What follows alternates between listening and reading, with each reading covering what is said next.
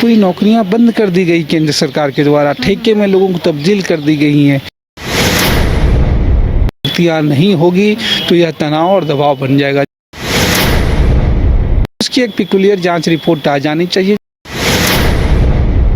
आप हमेशा से ही युवाओं की आवाज़ बनते हैं और ऐसे में आपने जीपीएससी पेपर लीक मामला भी देखा कि किस तरीके से अभ्यर्थी जो है परेशान है, हताश है और यही पूछ रहे हैं कि आखिर सरकार आगे क्या करने वाली है। हमने उसमें कहा कि सरकार कोई भी हो, युवाओं का सवाल इसमें भी अगर आपने देखा, चाहे हिस्ट्री की नियुक्तियों का सवाल हो, चाहे पंचायत सचिवों का हो, पीजीटी का हो, हम लोगों ने कोशिश की।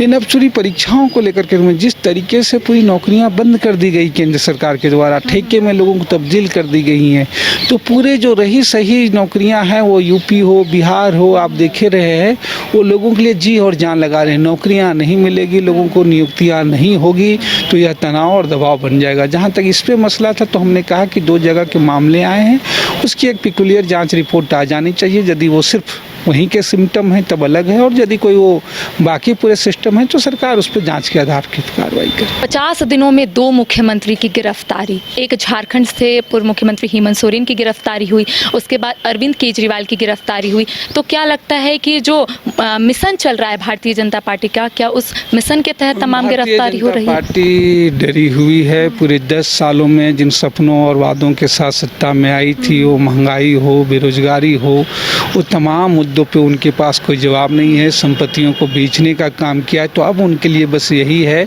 कि जो भारतीय जनता पार्टी के जो मुखर आवाज़ हैं, जो तमाम लोग हैं, उनको तमाम, चाहे कांग्रेस का जो है वो बंद करना हो खाता, हेमंत सोरेन केजरीवाल जी की गिरफ्तारी हो, ये शुद्ध और सिद्ध जो कहा जाता था, जो लोगों को अब भी नहीं दिख रहा था, अब एक लोगों को दिख रहा है, ये सिर्फ तानाशाही के द्योतक है।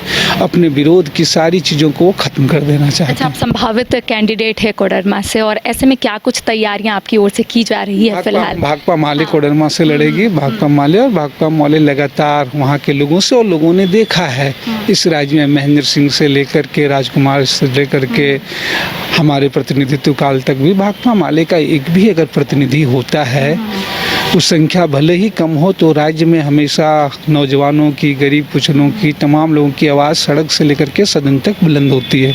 आज कोडरमा लोकसभा क्षेत्र जो है वो सबसे ज़्यादा परेशान है, जहां 10 बार से ज़्यादा लोगों ने भारतीय जनता पार्टी के शासन चुने हैं।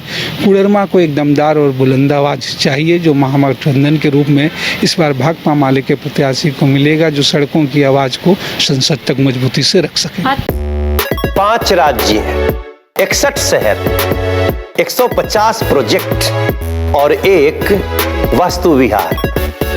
नई सोच, नया घर, बनाए रखिए अपना प्यार, सेवा में है वास्तु विहार।